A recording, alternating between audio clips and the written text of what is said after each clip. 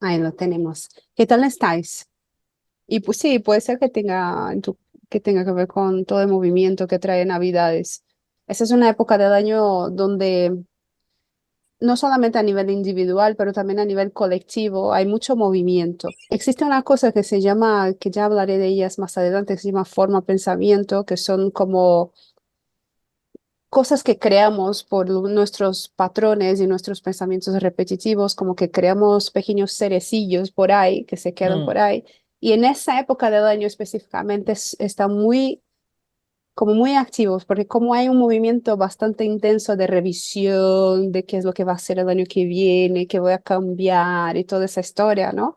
Todo eso se activa mucho. Todo activan otra vez porque, bueno, es nuestro individual, pero también es colectivo, todo el mundo está haciendo el mismo movimiento, entonces todo se queda como muy en ebullición. Llega un punto que ya no se te activa más cuando ya has matado estos cerecillos, ¿no? Podemos hacerlo claro. así, pero lo que queda todavía se vuelve a activar. Entonces Mm, es una etapa de calma, que no, mm. lo mejor es más observación todavía. Claro. Bueno, justamente el tema de hoy tiene que ver con la neurosis, las creencias y todo eso. Eso es lo que vamos a ver hoy.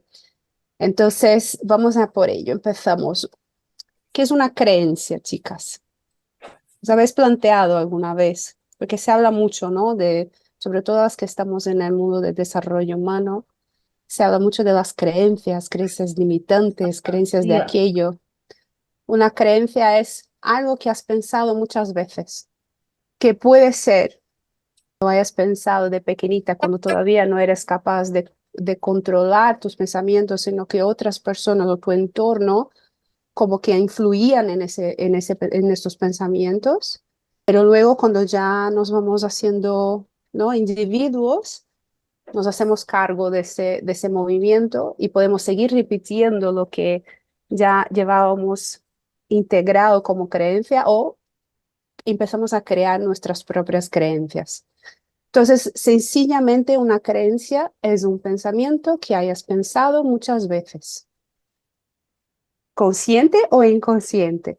¿No? Porque es eso cuando se da en la infancia, pues no somos muy conscientes, entonces se queda ahí en los planos automáticos, ¿no? De nuestra forma de vivir, que tiene mucho que ver con la sobrevivencia, ya vamos a entrar ahí. Entonces, y esos pensamientos generan una emoción y eso va a marcar la dirección de nuestra vida. Lo que ha sido formado, ¿no? Desde esa base de la sobrevivencia, viene de algún lugar, todo eso vino de algún lugar. Entonces vino por el pertenecer, que vimos ¿no? En las 2 semanas atrás, el pertenecer a una familia, el pertenecer a una cultura, a una sociedad, a un grupo, todo eso. Y todo eso ha dejado una marca en nosotras, ¿no? Nos ha implantado o nos ha dejado nuestras primeras creencias. Y lo que ocurre muchas veces es que todo eso como que influye en la forma como vemos el mundo, ¿no? Es como que da un colorido en las gafas con las que miramos el mundo, o como hablamos, ¿no? De nuestro cuadro de la vida que estamos pintando, es como influye en los colores, en los formatos, en cómo voy a dar las pinceladas del cuadro de mi vida. Un ejemplo sencillo que se puede pensar: un niño o una niña que va al cole y encuentra, ¿no? Está en el cole, yo qué sé, es pequeña, es una niña pequeña y ha encontrado un borrador, ¿no? O esos de borrar y lo cogió para él o para ella. Luego, cuando esa niña llega a su casa, la madre, hay muchas madres que recogen las cosas de sus niños, vuelven a ordenar y la madre se da cuenta que eso no lo tenía hasta esa mañana, ¿no? ¿De dónde ha sacado ese borrador? Y el niño, aunque está con hambre, es la hora de la comida y todo eso, la madre lo que hace es, aún con hambre, aunque sea la hora de la comida o lo que sea, le hace a ese niño cansado ir a la casa o al cole o a donde sea donde estaba el dueño del borrador y lo hace ir ahí y devolverlo. Aquí se puede ver de dos formas distintas, ¿no?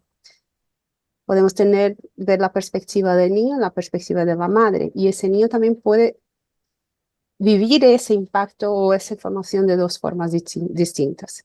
De la parte de la madre, podemos decir que esa madre ha visto más allá, ¿no? Porque esa madre está pensando en él cuando él sea grande, ¿no? Está pensando en la formación del carácter de su hijo, está pensando en que él sea una persona honesta, ¿no? ¿Cómo lo va a llevar esa? Pero el niño, ¿cómo lo va a tomar? ¿Lo va a tomar como un trauma? Ay, mi madre me ha hecho, no sé qué vergüenza, ¿no? O como un aprendizaje. Esa situación se va a convertir en un drama o en una virtud. Entonces, eso va a depender sobre todo del desarrollo de ese niño, de cómo él va a ser capaz de ordenar sus propios afectos, ¿no? Su mundo afectivo, su mundo emocional. Si hubo una buena formación de la personalidad, seguramente ese niño va a coger esa experiencia y decir, yo he aprendido a no robar nunca más. Yo me acuerdo de en mi vida, ¿no? Una vez tiré el chicle, saqué el chicle de la boca y lo tiré por la ventana del coche. Yo nunca había visto a mi padre tan enfadado. Es súper tranquilo, es así, súper, ¿no? Bondadoso, amor, alegre y tal. Y ese día se enfadó. Nunca más en mi vida, no solamente yo y mis hermanos tiramos chicle por la ventana del coche, sino que siempre buscamos la basura. Entonces, pero por supuesto que ese es un ejemplo. Quizás he tenido otros tipos de situaciones donde he interpretado desde el trauma, desde afectos desordenados, desde el no sentirme amada, no sentirme, todo eso que provoca el trauma, ¿no? Podemos decirlo así. Pero sea como se ha dado esa interpretación en estos momentos, eso lo vamos a llevar a la dinámica de la vida misma, ¿no? Entonces, la intención de hoy no es mirar y apuntar qué es lo que hizo o no hizo nuestros padres o lo que sea, sino que es entender el recogido del desarrollo de las creencias que dan base a los rasgos del carácter y que luego se genera o una neurosis o un recurso, va a generar los dos, pero entender en cuál de los dos estamos, si estamos en la neurosis o si estamos en el recurso. Hay una serie en Amazon Prime de restauración, son los restaurantes más importantes de España. A mí me encantó cuando lo vi. Se llamaba De la vida al plato. Y creo que era en el cuarto episodio de la primera temporada. Hay un restaurante que se llama Nur, que está si me acuerdo bien, está en Granada, en esa zona por ahí. Y es uno de los restaurantes en el mundo, y es español, que más tiene estrellas Michelin. Estrellas Michelin es ¿no? Es ese premio máximo que un chef puede recibir con respecto a su comida, la calidad de la comida, toda la experiencia, ¿no? De ir a un restaurante de ese nivel. Y el chef, ¿no? Específicamente de ese restaurante se llama Paco Morales. Y os voy a poner un trocito muy cortito, tiene un minuto, de la entrevista que está dando en esa serie, donde él habla de su padre. Y él habla su interpretación ¿no? de cómo vive o cómo entiende hoy la experiencia que tuvo con su padre. Entonces yo voy a compartir aquí con vosotros rapidito. Entonces en este contexto va a hablar su padre, él está dando una entrevista de cómo llegó a donde llegó, toda esa historia, ¿no? Todo ese rollo. Es muy interesante, la verdad. Yo súper recomiendo ver toda la serie porque hay mucho de eso. Entonces yo voy a poner, ¿vale? Y ya hablamos de ello. Es muy cortito. Llega donde quiera. Tiene mucha madera ahí, ¿verdad? Que para que hay que sacarla. Pero la tiene que sacar bien sacada. No sacar la media.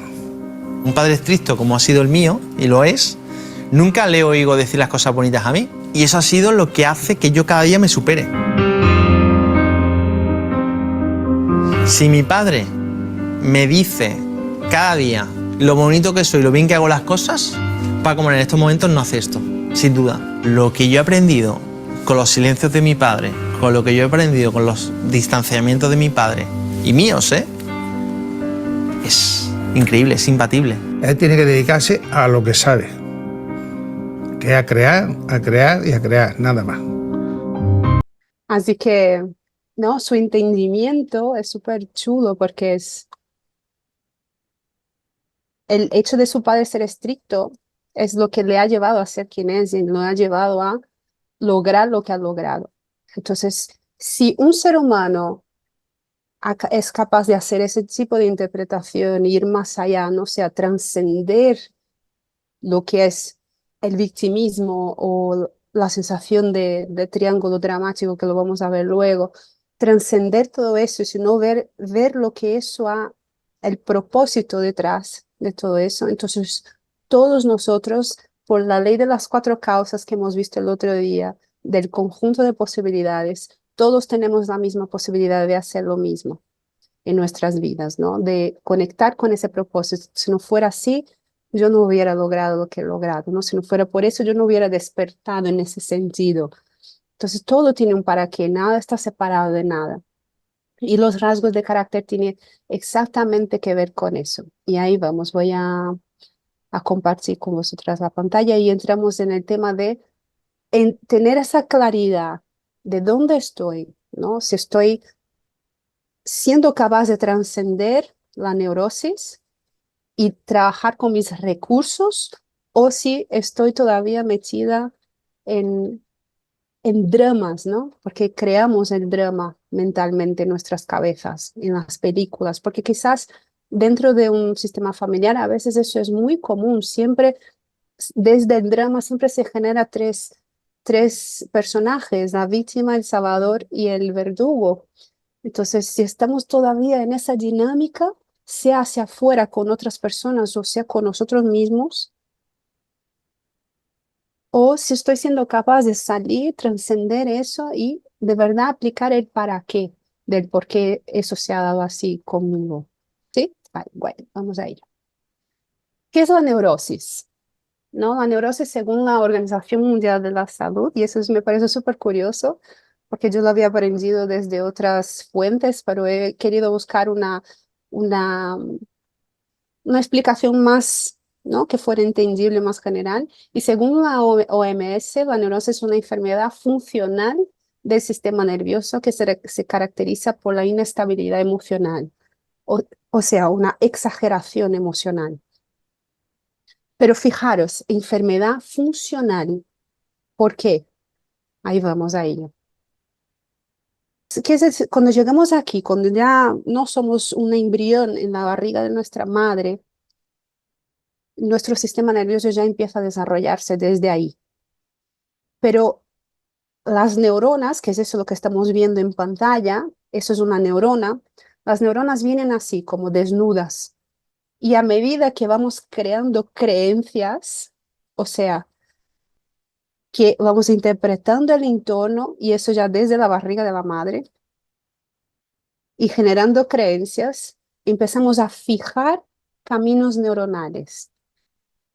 Es como andar en un bosque virgen y empezar a andar por el mismo camino una y otra vez hasta que ya no crece más la hierba y ya tenemos un camino fijo, ¿no? Ya tenemos ahí un sendero por donde ya es fácil pasar.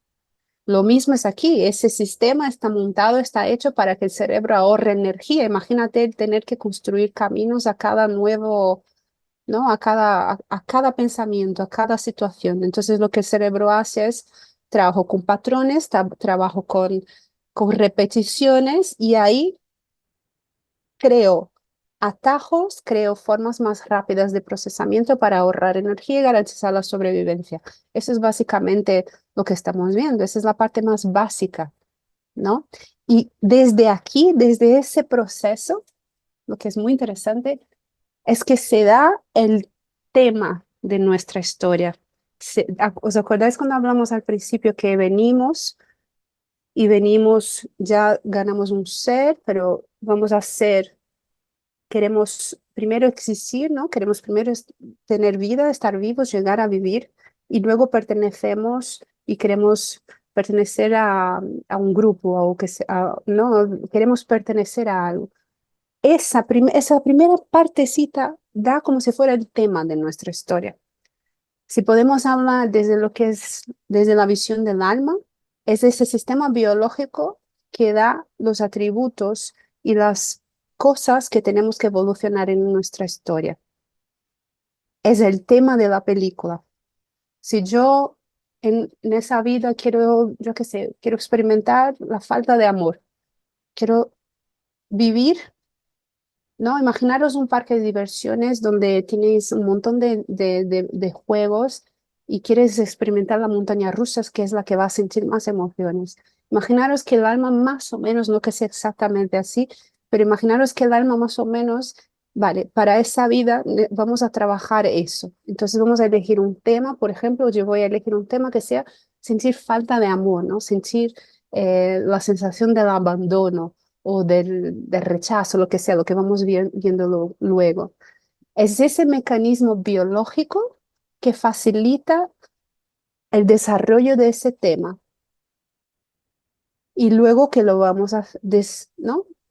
evolucionando a lo largo de nuestra vida. Podemos quedarnos atascadas y no trascender o podemos sí entrar en procesos de autoconocimiento y desarrollo espiritual donde sí empezamos a trascender todo eso. Pero es aquí, está aquí, ese es el mecanismo. A partir de la interpretación de lo que estoy viendo fuera, mi biología reacciona de una forma donde va a dar esa base y mi cuerpo va a ser un reflejo de todo eso, porque el cuerpo es una adaptación a una necesidad de ese proceso. Entonces aquí estamos viendo cómo el sistema nervioso está hecho para protegernos, pero también moldea toda esa experiencia, ¿no? Vamos a pasar aquí, ahí. Entonces el cuerpo no solo a nivel forma, ¿no? Formato, pero todo el cuerpo se va desarrollando para que tú seas la persona que tienes que ser en función de las experiencias que has vivido o estás viviendo. Esas son las creencias base, son las creencias que van a dar el tema de la historia. Si va a ser una historia de falta de amor, una historia de juegos de poder, una historia de ansiedad, ¿no? Desde el punto de vista del drama, del dolor, podemos decirlo así. Bien, hasta aquí. Toda esa movimentación, y aquí no hablo de la energía espiritual, sino hablo desde la movimentación celular de nuestro cuerpo, porque nosotros somos electricidad, hay mucha electricidad, ¿no? Cada vez que nuestras células, el átomo, todo eso se va moviendo, eso se va generando energía, y esa energía va dando cierta función que luego hay una forma correspondiente a esa función. Todo eso hay mucha ciencia por detrás. Yo estoy haciendo bastante sencillo, dinámico, para que sea guay de entender. Entonces, en ese desarrollo de nuestra biología se mueve la electricidad de nuestro cuerpo, que es la energía generada por el corazón, las células, todo eso, que empieza a generar funciones y entonces por último da una forma. Que podemos vivirlo, ¿no? Desde nuestra experiencia. Puede ser que haya momentos donde lo vivimos así, ¿no? De forma suave, me estoy dando forma, desarrollando mi personalidad desde la suavidad, todo bien, tranquilo, he nacido en una familia, lo integro bien, tengo mis facultades bien desarrolladas, mis afectos ordenados, mi razón tiene su espacio de hacer su trabajo. O desde nuestra interpretación también lo podemos vivir así, desde el trauma puro y absoluto, ¿no? Y eso también es por una creencia, ¿no? Empezamos a interpretar lo que está sucediendo mucho más desde el dolor y eso lo que provoca es ese estado de trauma en nuestro sistema nervioso, ¿no? esos estados que ya sabemos, congelación, huida, lucha, y vivir desde ese estado del sistema nervioso. Puede ser las dos cosas. Al final el objetivo es el mismo, ¿no? Es que seamos quien tenemos que ser. Podemos hacer desde una visión más trascendiente o desde una visión más material, más dura. Y los rasgos del carácter, ellos marcan la reacción de tu forma de sentir. Tu forma de sentir va a venir del temperamento. Aquí he invertido el orden. Primero se desarrolla el temperamento. Bueno, en realidad es a la vez, pero lo que pasa es que el temperamento ya está, ya viene determinado ya. No es algo que depende de el entorno para desarrollarse, ya va a venir determinado. El, el carácter, los rasgos del carácter es algo que se va desarrollando a medida de, son 5 etapas de la primera infancia. Pasamos por las 5 y cómo interpretamos cada una de ellas, eso va marcando mi forma de reaccionar a mi sentir, ¿no? Podemos llamar así a las impresiones del mundo. Y esos rasgos se desarrollan a la vez, a la par que los procesos de la capacidad motora, afectiva y cognitiva de nuestro cuerpo. Entonces está completamente asociado. Tiene que ver con la memoria que está guardada en la amígdala, que son las memorias que no recordamos muchas veces, ¿no? Que es antes del desarrollo del hipocampo, que es el que sí ordena las memorias. Entonces, por eso son todos procesos que funcionan muy ¿no? En segundo plano. No tenemos muy claro el por qué reacciona así a ciertas cosas, pero tiene que ver con esa etapa del desarrollo, con lo que he interpretado y las creencias que he generado a partir de eso. Los rasgos son dinámicos, diferente del temperamento. El temperamento es fijo, no cambia nunca. Los rasgos son dinámicos. Y como pasamos todos por las 5 etapas, puede ser que hay etapas de mi vida donde estoy más en uno, más en otro. Tengo una tendencia más a ciertos rasgos, pero puede ser que a lo largo de la vida yo esté más apoyada en uno, en el otro, ¿no? Es dinámico, no es fijo. Y tiene todo que ver con ese proceso de construcción de nuestros caminos neurológicos más básicos, primarios, ¿no? Con esos dolores básicos o lo que a mí me gusta llamar traumas constructivos, que es ese proceso de construcción de nuestra respuesta delante del mundo. Y a partir de ese dolor o a partir de ese trauma, yo genero un recurso que nada más es que mecanismos de protección, son nuestros mecanismos de defensa, pero que me ha dado un don o un recurso o una capacidad o un superpoder. Y ahí viene desde eso que hemos visto Pablo, ¿no? Paco decir, ¿no? Él ha cogido su trauma y lo ha convertido, lo ha trascendido y está trabajando a partir del recurso de su historia. Y nosotras aquí queremos lo mismo. Queremos ser conscientes de cuáles son nuestras tendencias, de cuál es mi tendencia neurótica, porque entonces yo soy capaz de identificar, soy capaz de ser consciente de ella, soy capaz de elegir salir de la neurosis y moverme otra vez desde el recurso, ¿no? Utilizar el recurso de esa historia para potenciar nuestro movimiento del desarrollo de la personalidad, ¿no? Lo que ya hablamos antes, la personalidad va de la potencia, del potencial al acto. Y desde esa dinámica de potencial, acto, nos actualizamos y nos vamos desarrollando y vamos evolucionando. Entonces, la idea es utilizar los recursos para ese movimiento de actualización, ir trascendiendo nuestra historia, ¿no? O la parte difícil de nuestra historia, parte negativa de nuestra historia. Entonces yo voy a hacer un resumen muy rápido de los 5 rasgos para, ¿no? que tengáis una idea. Todas aquí ya habéis vivido la lectura corporal conmigo, todas. E incluso podéis estar atentas a eso, no solamente para vosotras, sino para vuestros hijos, la familia, las personas que tenéis cerca. Activar ahí, porque quizás una reacción que alguien te está dando es un dolor, es algo que le está doliendo, pero que la persona no controla o no es consciente. Entonces, todo eso tiene que funcionar no para que pongamos etiquetas en nosotros o en los demás, sino para activar la conciencia y la compasión, ¿vale? Y ese es un acuerdo que quiero hacer aquí con vosotras para ese tema y para el tema de los temperamentos. No va de etiquetas. Hago un recordatorio. No os asustéis por los nombres de los rasgos de carácter. No tiene que ver con patologías clínicas. No estamos hablando de psicosis.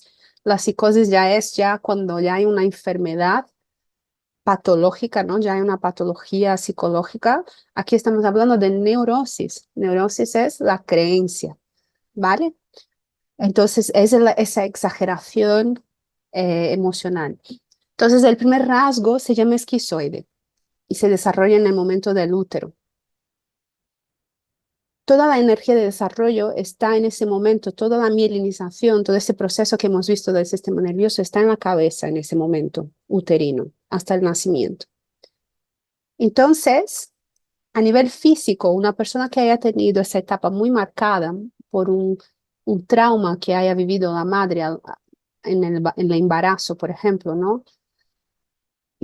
Puede ser, por ejemplo, que esa madre se ha sentido extremadamente insegura por ese embarazo.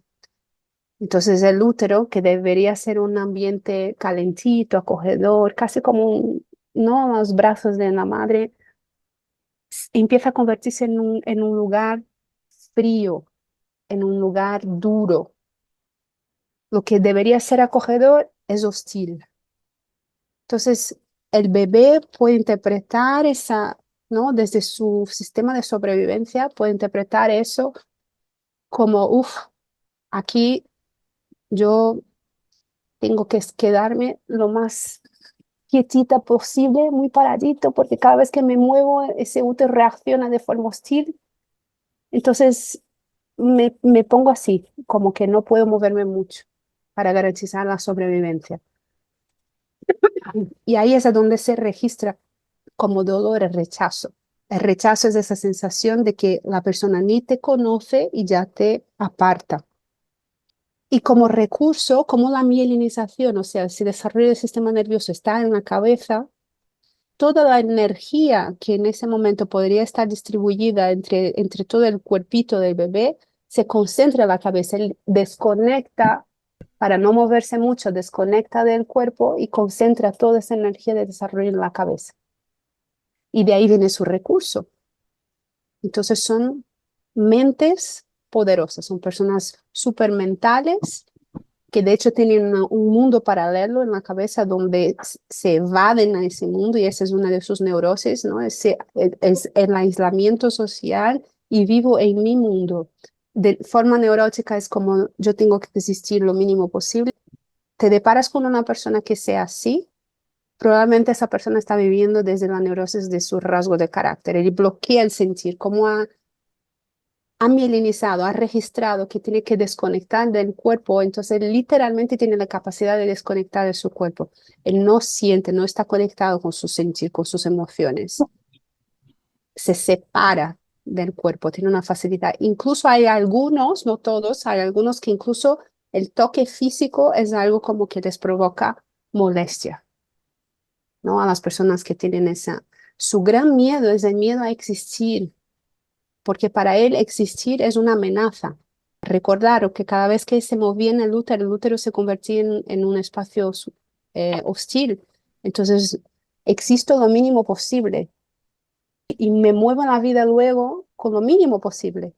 Y su vocabulario tiene mucho eso de esa palabra de nada, desaparecer, existir, ser inexistente, todo eso es parte de su vocabulario. Y físicamente las personas que tienen eso muy marcado son como esas imágenes de aquí. Son, ¿no? Son muy delgadas, parece que todo se desencaja del cuerpo, las partes del cuerpo se han ido encajando por separado.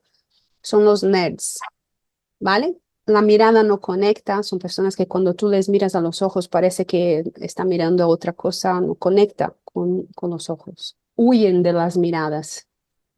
Ahí hay un gran dolor de ese registro, ¿no? Y es lo que tiene que trabajar para sanar es justamente el contrario a eso, tiene que trabajar mucho contacto físico, mucha conexión con su sentir. Ahí es como sanan. El siguiente rasgo es el oral. El oral, ese sí ya tenemos aquí muchos. Yo también tengo una gran parte de oral en mi gráfico. El oral es la etapa del amamentamiento, ¿no? El amamentamiento el bebé ya ha nacido y ya está en esa etapa el sistema nervioso está mielinizando, o sea, está construyendo las conexiones aquí detrás de la nuca, ¿no? Esa parte aquí detrás, casi en el comienzo de la espalda. Entonces tiene todo que ver con lo que es sensorial. El sistema nervioso está desarrollando lo que es sensorial, entonces todo lo que tiene que ver con la boca, con los movimientos del brazo, el oír, la visión, esa explosión de sentir. Ese es un rasgo que es todo lo contrario del anterior, ese es el rasgo que siente, es mucho sentir. Es extremadamente sensible a cualquier estímulo sensorial.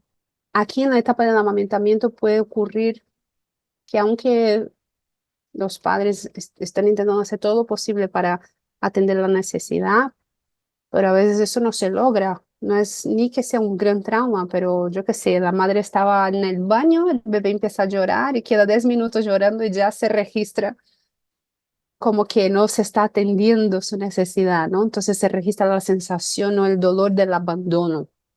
Nadie me da lo que necesito. Y de ese abandono viene una sensación muy grande de vacío. Pero a partir de eso, a nivel de recurso, ese rasgo, él desarrolla justamente todos los mecanismos posibles para atraer las personas. Entonces, eso de ser así como mono, esa mirada más infantil, esa que da ganas de achuchar, todo eso son mecanismos del sistema nervioso que el sistema nervioso desarrolla como para mantener cerca las personas y tener su necesidad atendida. Y de ahí viene esa, que luego en la vida adulta se convierte en esa facilidad en el cuidado hacia el otro, la empatía, una lectura muy rápida del ambiente y la comunicación. Aquí no he puesto la comunicación, pero uno de los grandes recursos del oral es la comunicación, es la capacidad de hablar, hablar, hablar, le encanta hablar. El oral, vamos.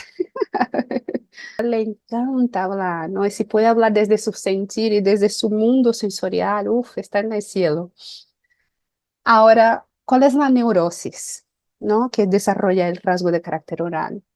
Pues suele ser el colapso, ¿no? Suele ser esa falta de energía. No quiero hacer nada. ¿Os acordáis de la película de Revés? El dibujo animado de Revés, la tristeza, que ya tenía eso de, y se ponía tumbada en el suelo y Alegría tenía que arrastrarla por todos lados. Pues ese es esa es la neurosis del oral. Él se colapsa, ¿no? Y tiene, como es muy de sentir, siente todas las emociones con muchísima intensidad. Entonces, cuando siente rabia, mucha rabia, tristeza, mucha tristeza. Hay un sentir de impotencia muy grande también que puede ocurrir desde ese colapso. Desde la neurosis, tiene mucho esa dinámica de él, tú me tienes que cuidar a mí. Y no solamente me tienes que cuidar a mí, como tienes que adivinar lo que yo necesito. ¿No? Empieza a desarrollar dependencia. Esa es la gran neurosis del oral, la dependencia. Porque es la etapa del bebé. Recordar, el bebé, él no sabe expresar lo que le pasa. Él necesita realmente que sus padres adivinen lo que le está pasando para que esa necesidad sea atendida. Entonces, una persona con un rasgo de carácter oral muy marcado, con él es lo mismo. Es como, "Ay, no sé qué me pasa, no sé qué me pasa, pero tú tienes que ocuparte de eso, ¿no? De mi sentir. Y como que tira hacia afuera todo eso. No se responsabiliza, ¿no? De su sentir. Puede ser muy demandante, ¿no? Ojo, demandante. Imagínate el bebé, ¿no? El bebé demanda, a los gritos demanda. Entonces, esa es la neurosis del rasgo del carácter oral. Ahí es a donde no tenemos que estar. ¿No? Es como empecemos con esa dinámica, es, pararlo, que aquí ya estoy, me está saliendo el bebé. Entonces, la persona se tiene que hacer gestión de su propio bebé interno. Y las palabras comunes tiene mucho que ver con el vacío, ¿no? Con la soledad, ausencia, inseguridad, estoy molesto, estoy insatisfecho. Tiene una conexión muy fuerte con todo lo que es de la comida, ¿no? Una tendencia a la compulsión por la comida, porque es ahí donde puede buscar una forma de llenar el vacío que siente. El oral sana cuando él se responsabiliza, cuando él se hace cargo de sus propias necesidades y cuando permite que el adulto entre en la jugada, ¿no? Cuando la razón entra en la historia. Bien, vamos al tercero. El tercero es el psicópata. El famoso psicópata. No, todo el mundo que es de mi entorno, que hablamos de los rasgos de carácter, los psicópatas. Bueno, el psicópata es el tercer rasgo. Ese rasgo se desarrolla en la etapa cuando el niño ya empieza a caminar, ya empieza como a querer cierta independencia, ¿no? Explorar el mundo de forma independiente de su mamá. Aquí empieza la separación de la simbiosis con la madre. Hasta los 2 años, 3 añitos, hay como una simbiosis. Hijo y madre, desde la interpretación del bebé, son uno. Pero a partir de aquí ya empieza como esa separación. Y si la madre empieza a utilizar mecanismos de, tienes que hacer lo que yo mando, no hagas eso. Cada vez que la niña va para recoger algo y explorar algo, viene alguien, le recoge por detrás y le cambia. Se registra una sensación que es su herida, que es el dolor, que es la manipulación. O, por ejemplo, ¿no? Lo que suele pasar mucho. Está el bebé en brazos de mamá y llega a la casa de la abuela y ahí la abuela y le empieza a decir, ay, haz esa, ¿no? Esa monada que tú haces, ¿no? Haz eso para que vea la abuela, haz eso para que vea la abuela. Y el bebé no quiere hacerlo. Entonces, desde ese no quiero hacerlo, vale, pues nada, vete a jugar. Es como una sensación de que yo solo soy querido, solo soy amado, sí, doy algo, si hago algo a cambio. Esa puede ser la creencia que se registra en en esas memorias primarias. Y eso es una manipulación. Entonces, el propio bebé es justamente esa etapa de la manipulación. Mamá, te amo, ¿no? Que viene así con esa carita. Te quiero, mamá, pero quiere algo a cambio, ¿no? Es justamente cuando está aprendiendo eso. Lo está recibiendo de fuera y empieza a experimentar también hacerlo hacia los demás. El gran recurso de las personas con ese rasgo es el liderazgo, la capacidad de articular, de negociación, de convencer a los demás a hacer lo que él quiere. Es una cabeza muy estratégica, ¿no? Ese es el recurso. Tiene una capacidad de comunicación ¿no? Con mucha habilidad en la comunicación. Sabe, es observador, sabe dónde, a dónde darte para que tú respondas la manera que esa persona quiere. Cuando hablamos de neurosis, bueno, podríamos decir que es uno de los más peligrosos, porque aquí para que saltes a la psicosis es muy rápido, ¿no? Porque el psicópata tiene tendencias narcisistas, él de verdad se maneja desde la neurosis, puede entrar en un juego de manipulación muy fuerte, de manipulación negativa, ¿no? Podemos decirlo así, no de articulación, sino de manipulación, de control. Pero él tiene una cosa porque él se siente impostor, ¿no? Él sabe que en realidad ese poder suyo es limitado. Entonces él tiene miedo a la realidad. Él tiene miedo que la gente le pille su truco, que le pille quién es de verdad. Hay una gran desconexión del sentir también aquí. Al contrario del oral, en esa etapa ya se desconecta el sentir, hay una negación del sentir porque no quiero sentir. Yo trabajo con la mente, con el mental más que con el sentir. No es ni el visceral, es el mental. Si van muy a lo mal, se convierten en unas personas peligrosas, en los psicópatas patológicos. El psicópata tiene tres formas que él puede manipular desde la neurosis, que es a través del victimismo, ¿no? Él maneja las cosas como yo haré que tú me cuides a mí, porque soy una pobre víctima. Entonces voy a manipular desde el victimismo, o él puede manipular desde la seducción. Yo voy a hacer con que tú me des lo que yo quiero, ¿no? Entonces, desde esa seducción que él empieza a desarrollar, esa forma de seducción también, o desde el autoritarismo, ¿no? La tiranía, que ya te voy a quitar lo que tú tienes, te lo quito para tenerlo yo. Eso es neurosis del psicópata, ¿vale? Un psicópata muy bien, vamos, ordenado, es un líder, es una persona que tiene una influencia muy fuerte sobre su equipo, es, una persona que puede motivar mucho a otras porque tiene una gran capacidad de comunicación. Todo lo bueno que puede salir de una persona que lo utiliza bien, ¿no? Desde la trascendencia y no desde la neurosis.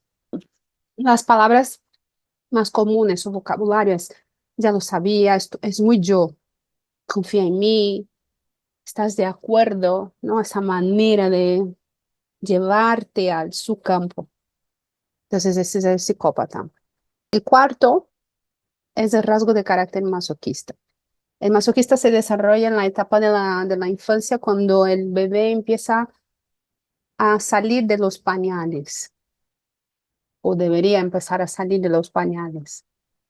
Lo que ocurre aquí es que a veces la familia empieza ese proceso antes del tiempo, ¿no? Entonces empieza a quitar ese pañal antes de que el bebé tenga control sobre sus esfínteres, ¿no? Que es esa parte del control del cocó, de la caca, del pipí. Esa etapa, ¿no? El bebé está listo para que se le quite los pañales cuando él es capaz de subir un escalón sin apoyarse. Por ejemplo, una escalera. Si puede subir un escalón es porque ya tiene control de esa parte de su cuerpito que controla los esfínteres, ¿no? Que controla el pipí, la caca, todo eso. Entonces él está listo para salir de los pañales. Pero bueno, muchas familias empiezan eso antes, entonces es prueba y error, ¿no? Y en esa prueba y error, de repente, imaginaros una familia de, yo qué sé, 4 hermanos, todo el mundo en la casa y el bebé se hace caca. Y aquel olor, ¿no? Aparece de repente y toda la casa reacciona, mamá, el fulano apesta, ¿no? Mamá, por favor, que ha hecho caca, que ha hecho pipi o lo que sea, ¿no? Entonces ahí se registra el dolor del masoquista, que es la humillación. Registra junto con esa humillación porque ese bebé no separa todavía que es caca, pipi, lo que él habla. Para él todo tiene que ver con las cosas que él produce. No hay diferencia para él producir una caca y un pipe y producir una palabra, una frase, un pensamiento, una emoción y exponerla hacia afuera. Entonces esa humillación no es solamente por la caca y el pipí. Él la registra a todo lo que él produce. Todo lo que yo digo, pienso, siento, es sucio y apesta. Ese es el registro. Y en ese registro, ese bebé como forma de mecanismo de protección empieza a contraerse, ¿no? Por eso a nivel corporal se ve que hay tensión muscular, es fuerte sin ser, es como un bloque de músculo, ¿no? Que tiene, no hace falta ir al gimnasio para que se vea que es fuerte. El culete está como tensionado hacia adentro. Es una musculatura densa. a nivel físico, ¿no? Yo no os he hablado del psicópata a nivel físico, pero el psicópata es el más difícil de pillar por el formato del cuerpo, porque él es camaleón, ¿no? Él se va utilizando un poco del todo. Lo que podéis ver es como más como formas de, en el caso del psicópata, ¿no? El psicópata ves como una postura de dominación, se inclina hacia adelante, hacia la otra persona, hay una mirada desconfiada, una mirada desde arriba abajo. Entonces así se pilla físicamente el rasgo de carácter psicópata. El masoquista no, el masoquista es cuadradito, ¿no? Es esa fuerza, esa resistencia corporal. Se nota la tensión, porque él ha aprendido que todo lo que él produce es malo, entonces lo tengo que retener. Entonces ha sido un sistema nervioso que ha retenido todo. Y eso se ve físicamente, ¿no? En su cuerpo. A nivel de recurso, ¿no? Cuando hablamos de si trascendemos la humillación y vamos al recurso que ese rasgo ha generado en esa persona, es justamente la resiliencia. Es la capacidad que tiene el masoquista como no tiene nadie más de aguantar. Aguanta todo y va cargando todo, lo suyo y lo de todo el mundo. Son personas extremadamente leales, extremadamente sensibles también como el oral, pero la diferencia es que esa sensibilidad él se lo guarda, es hacia adentro, no expresa y no lo tira hacia afuera. Cuando es mucho más masoquista que oral, ¿no? Cuando hay una combinación entre los dos, quizás haya un conflicto ahí entre esas dos partes, en ese aspecto, entre el poner afuera o quedarlo dentro. Entonces son personas que aguantan mucho, tienen mucha paciencia, son más lentos, prefieren hacer las cosas con calma, con pausa, con despacito, para tener la seguridad de que se está haciendo bien. Porque como tienen la herida de la humillación, necesitan seguridad y buscan seguridad. Van a hacer las cosas a un ritmo más lento, repasar una, dos veces. Cuando hablamos de neurosis, la neurosis del masoquista es la sumisión extrema. Es un mecanismo para mantener la cercanía con las demás personas. Él se hace necesario, pero a la vez se descalifica. Siente mucha culpa, es la emoción más recurrente de un rasgo de carácter masoquista, es la culpa. Su diálogo interno o incluso externo puede ser mucho de la queja, la lamentación, ¿no? Muy negativo cuando hablamos de neurosis. Y no expresa su sentir ni el pensar. Es una persona que se nota bloqueo, es como que está tensionada, está cerrada, bloqueada, pero a la vez es como una olla a presión. Parece que va a explotar a cualquier momento. Entonces el masoquista sana cuando empieza a expresar, cuando empieza a poner límites, cuando él elige las cargas que quiere llevar. Él sana cuando entiende que tiene el derecho a sentir y hacer las cosas que quiere, no solo lo que los demás quieren que haga. Y el diálogo, ¿no? En su diálogo, las palabras comunes todo tiene que ver con grandeza, con grande, con merecer, con ser pesado, con peso, con esfuerzo. Porque el masoquista se mueve mucho desde el esfuerzo. Y el último rasgo es el rígido. Aquí, vamos, que como todos tenemos todas, pero somos muchas las que tenemos este rasgo aquí bastante también, eh, ¿no? Dominantes. Bueno, estamos ahí distribuidas. Tenemos orales, tenemos masoquistas aquí en el grupo, rígidas y esquizoides que no tenemos mucho y psicópata alguna mezcla por ahí con algún rasgo, pero dominante no entre nosotras. El rígido es el último, es la última etapa. Aquí el sistema nervioso está haciendo ese proceso de registro, de mielinización, ¿no? De poner esa capa en la neurona, en la etapa del sacro, en la etapa baja de la columna ya. Entonces está muy conectado con la energía sexual o con el despertar de la sexualidad en el ser humano, ¿no? Es cuando ya esa etapa de la niña, donde ya tocar la vagina no es como tocar un dedo, ya hay un cosquilleo diferente, ya se ha despertado algo, sensaciones diferentes, ¿no? Esos son los 4 añitos, 4 o 5 añitos aquí. Y en esa etapa tiene que ver mucho con el triángulo amoroso según la psicoanálisis que se genera entre papá, mamá y la niña. Es ese enamoramiento, el primer enamoramiento de la persona del sexo opuesto más cercana, que suele ser papá. Ese encantamiento de la niña, ¿no? Por su papá. Entonces, desde ese triángulo que se forma, la niña empieza a esforzarse o a querer ser la mejor para ganar esta competición, para ganar de su mamá, ¿no? Para ser la elegida por papá, de forma muy lúdica, ¿no? Aquí la niña no tiene claridad de lo que es sexualidad, para qué sirve eso que está sintiendo, ella no sabe eso, pero de forma lúdica hay como esa, no, papá es mío, y eso pasa, es que se lo ve, yo tengo una sobrina de 8 años, cuando tenía 4 yo estaba aquí, íbamos, lo estaba viviendo como del libro. Hasta entonces era mamá, mamá, mamá. De repente mi hermano se convirtió era Dios en el cielo y mi hermano en la tierra. En esa etapa, desde ese triángulo, esa competición con la madre, todo ese ser, toda esa estructura empieza a hacer todo lo posible para ser la mejor.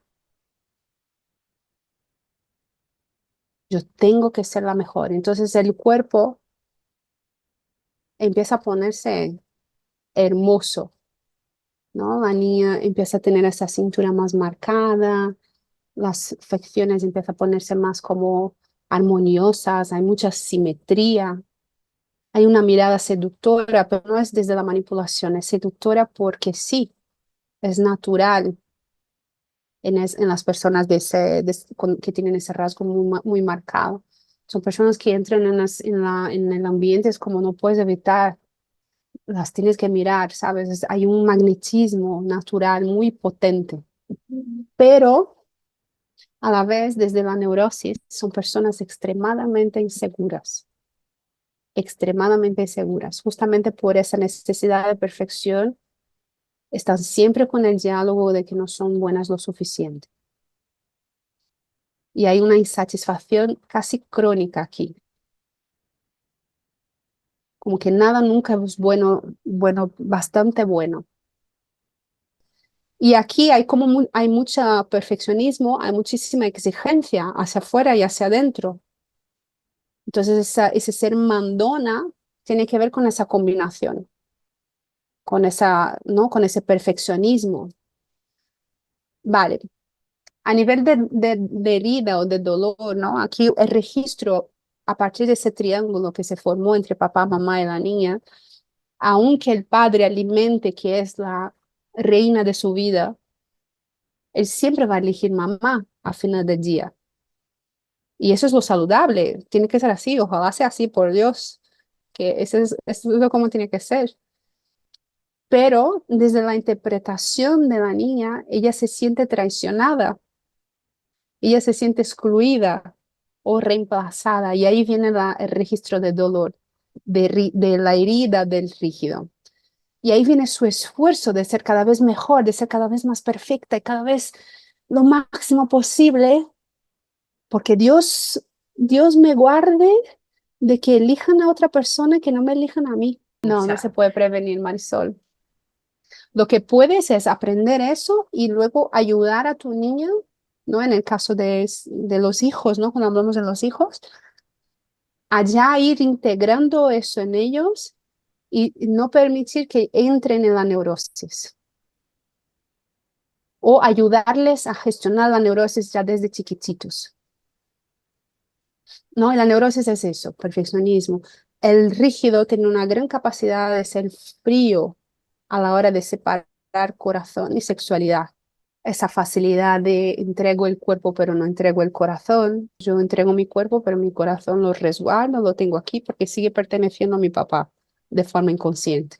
Es capaz de separar corazón de, ¿no? de todo lo que está abajo de la cintura. Por eso también la cintura está marcada. No, el rígido tiene ese marcaje muy fuerte en la cintura. Salir porque el rígido, el tema también es como hay una exigencia, ay, no estoy bien, se me ve eso, se me ve aquello, cómo estoy, no relaja nunca. Esa es la neurosis del rígido. Es que no relaja, está todo el rato en exigencia, todo el rato no está bueno, en la insatisfacción, tiene miedo al ridículo, ¿no? Tiene miedo a la vulnerabilidad. De hecho, para el rígido la vulnerabilidad lo vive como una debilidad. Mm. Entonces, esa es la neurosis del rígido. Si eso se activa, ser consciente de que, eso ya estoy en neurosis. Mi estado natural no tiene que ser ese, no es ese. Eso te ha servido para generar una creencia base, para darte tus recursos y listo. Ahora, neurosis la gestionamos. Ya es como, la idea incluso es trascender, es ver cuando se dispara, cuando hay un detonante y de repente está, pero a partir de esa observación y de ser consciente de ello, yo soy capaz de gestionar y ya empezar a elegir otra cosa. Y es un baile, ¿no? Y nuestro ser se manifiesta a través de nuestra vulnerabilidad. Nuestro yo profundo aparece a través de la vulnerabilidad. Y siendo vulnerables es cuando más a veces sentimos que nos está cuidando, que nos está guiando. Si yo estoy todo el rato desde el control mental, es imposible ver eso y sentir eso. Pero si yo me permito ser vulnerable, entonces soy capaz, puedo abrir espacios de ver el cuidado. Entonces, en el vocabulario de rígido, ¿no? Las palabras más comunes es exacto, exacto, eso mismo, responsabilidad, compromiso, competición, sin problemas, así es, siempre, nunca, muy bien, perfecto. ¿No? Todo lo que tiene que ver con el perfeccionismo. El rígido sana justamente cuando conecta con la vulnerabilidad y cuando es capaz de unir el corazón con su cuerpo. Cuando ya no separa tanto una cosa de la otra, ese movimiento mental que Marisol ha dicho en el momento del encuentro sexual, ¿no? Estoy en la mente y mi cuerpo está haciendo lo que hace.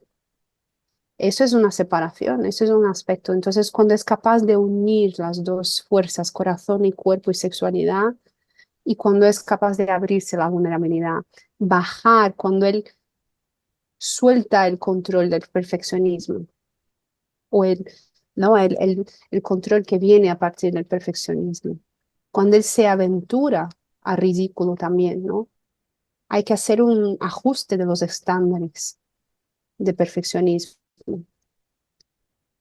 y bajarlo a niveles aceptables, a niveles reales, que pueden ser alcanzados realmente. Porque si no entra en estados de sufrimiento, y eso está pasando mucho con las jóvenes hoy en día, por la comparación, por las redes sociales y todo eso. El rasgo de carácter rígido entra en sufrimiento mucho en las jóvenes hoy en día, por eso. Estar atentas, las que somos, ¿no? Las que sois madres, o que tenemos, ¿no? Niñas cercanas, y ayudarlas en ese sentido. Y yo he hecho una vez un juego y lo voy a hacer muy rapidito aquí con vosotras, que me pareció gracioso. Porque a partir de los rasgos de carácter es cuando creamos las películas. A partir de las neurosis es que creamos las películas en la cabeza, ¿no? A partir de la neurosis del rasgo, vamos, hay una infinidad de películas que siempre va a llevar ahí escondido el triángulo dramático. Siempre va a tener un salvador, un verdugo y una víctima. Si estáis en eso, si la situación en que estás viviendo, eres capaz de identificar que hay una víctima, un salvador y un verdugo, aunque sea interno, aunque sea en tu diálogo contigo misma, estás en neurosis. Entonces, hacer la gestión para salir de ahí, para no quedarte y no alimentar eso. Entonces, yo he hecho un juego una vez y he creado como 4 tipos de películas o paquetes de películas, ¿no? Que nos creamos a partir de las neurosis. La primera es la acción, ¿no? Las películas de acción. Entonces yo tengo que mostrar mucha fuerza, soy la superwoman, ¿no? La mujer maravilla, superhéroe, aguanto todo, fuerza, venganza. Todo eso tiene que ver con el control. Ser esa, ¿no? Y el rasgo de carácter rígido tiene muchas características. Yo ya he explicado, ya he contado ese ejemplo a algunas que, ¿no? Los demás caracteres, este se va a acordar de eso. Si yo digo a una persona que vive desde la neurosis del rasgo de carácter rígido que sujete una plancha de pasar ropa, ¿no? La plancha de ropa. Estira el brazo y aguanta ahí la plancha, con el brazo estirado, la plancha pesa. Quédate ahí. Si yo digo eso al esquizoide, lo primero que va a decir es como, ¿para qué? Yo no voy a hacer eso. Ya vamos, pasa de ti completamente. Si yo pido al oral, el oral lo va a mirar, ah, qué guay, va a ser un juego, va a durar 2 minutos, se cansa y lo deja. Si yo pido al psicópata, él va a gestionar o va, ¿no? Articular para que alguien haga por él. Y si yo pido al masoquista, lo va a intentar, pero bueno, se va a enfadar ahí un poco, se va a quedar un poco así nervioso de lograr o no lograr, pero sí que va a hacerlo. El rígido se va a quedar, se va a quedar. El brazo empieza a temblar ya le duele todo el brazo, pero sigue ahí y sigue porque puede, porque nada, yo puedo, ¿no?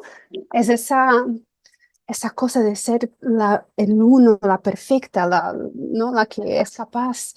Entonces, tiene mucho que ver con ¿no? Con el juego de las películas de acción, ese poder, esa fuerza invencible, la venganza. Eso todo viene de partir del control. Luego el paquete del drama, las películas de drama. Y aquí es la ausencia de responsabilidad. Aquí entra el victimismo a tope, es la estrella de esas películas. Esa inocencia, pero no la inocencia ontológica, ¿no? No la inocencia del ser, sino esa inocencia, el bondadismo, ¿no? Ese bonismo, ese ser buenas, así, la niña buena que en realidad esconde otras cosas ahí, la fragilidad y, ¿no? Que alimenta el remordimiento. Ese es el drama, el culebrón, ¿no? Las novelas mexicanas a tope. Si veis las novelas mexicanas, es que vamos, es eso. Todo lo que veis en las novelas mexicanas, incluso las brasileñas, es neurosis, ¿vale? No tenemos que copiar. Hay que huir de eso en realidad. El tercer paquete es la animación. Es cuando necesito tanta aprobación, tanto cuidado y reconocimiento que ¿no? Creo un personaje, una cosa que no soy yo. Es como, sí, como el dibujo animado ahí, ¿no? Y el último es la fantasía. La fantasía es ¿no? El autorreproche, la culpabilidad y el castigo para sentirse validación. Es como me desconecto completamente de la realidad. Creo distorsiones, cosas abstractas. Me despersonifico y a partir de ahí, ¿no? Todo esto para buscar desesperadamente validación. Entonces, las películas son neurosis. Ahora, hay una belleza detrás de todo eso, chicas, que es que quiero que pongamos el foco. Y bueno, voy a soltar el vídeo y ya lo comento por atrás. Es cortito también.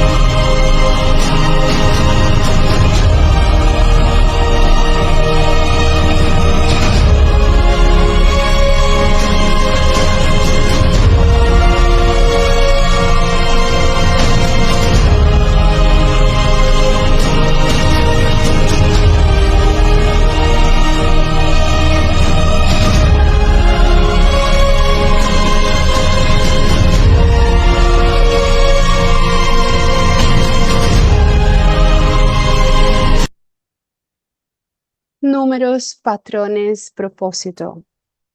Detrás, esa es la belleza, porque detrás de todo eso, ¿no? Detrás de todos los tipos de patrones de la naturaleza, y ese es uno, la construcción de nuestro sistema nervioso es uno de ellos, hay propósito. Es completamente posible trascender eso, ¿no? Y empezar a utilizar eso en dirección a nuestra causa final, a ese para qué, ¿no?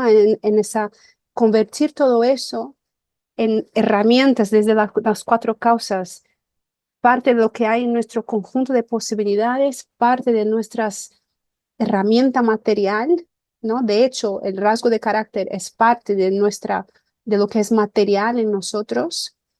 Coger eso como las herramientas a través del conjunto de posibilidades en dirección al para qué, a nuestra dignidad máxima, ¿no? Al florecer máximo de nuestro ser en esta vida. Entonces hay belleza por detrás de esa construcción, hay propósito, hay amor, ¿no? Todo lo que sostiene eso es el amor mismo. El amor mismo de la creación es el que ha hecho las cosas de esta manera para que se diera de esa forma y que tú puedas vivir tu historia, desarrollar tu historia. Entonces, si queremos salir de la neurosis, lo primero es ser consciente, luego empezar a hacer un sendero nuevo, empezar a construir una conexión neurológica nueva por elegir diferente. Es así de sencillo. Si yo tengo una neurosis que me lleva, por ejemplo, a estados de ansiedad, en el momento que me doy cuenta, elijo en ese momento mismo hacer acciones contrarias a eso. Entonces empiezo a reírme de mí misma, me hago el ridículo o yo qué sé, me doy un masaje, pongo una música, miro al sol, contemplo. Elijo acciones que empiezan a construir conexiones neurológicas nuevas, caminos sinápticos que tienen que ver más con tu ser, que ya trascienden la historia básica, que te va a ayudar en tu evolución. Y aquí, sin etiquetas, otra vez vuelvo a decir lo mismo, ¿no? Queremos encender la chispa de la compasión hacia nosotras mismas y hacia los demás, porque quizás alguien viene a actuar con nosotras a partir de su neurosis. Compasión, ¿no? Se necesita compasión cuando eso sucede, cuando estamos delante de una persona que vive a partir de neurosis, que no conoce otra cosa. Es amarles, es amar, como estamos trabajando en nosotras, lo mismo.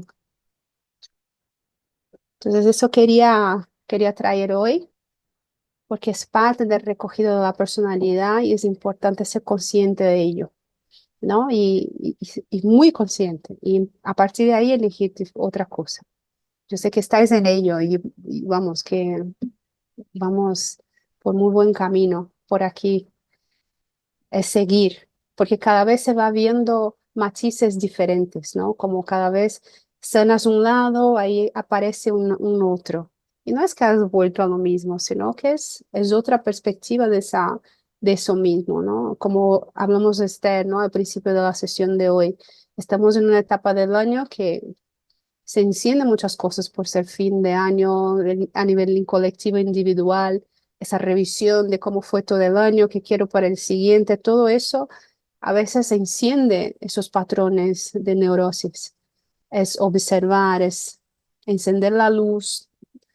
No es separar, porque no es separar, es parte de nosotros, es parte de lo que nos has construido, de nuestra construcción, de nuestra historia. Entonces es integrarlo, es verlo.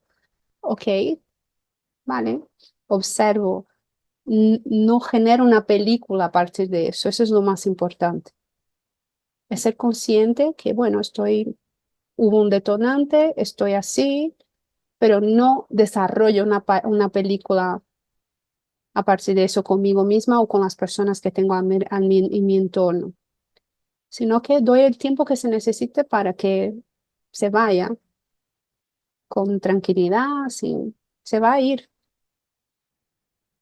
Y pequeñas acciones que me ayudan a hacer eso, a salir de ahí, a elegir diferente. Porque eso es como es sistémico en nosotros, como el sistema nervioso, es algo que está y que a cada 2 por 3 aparece. Entonces, mucha conciencia, mucha observación, chicas, ¿vale?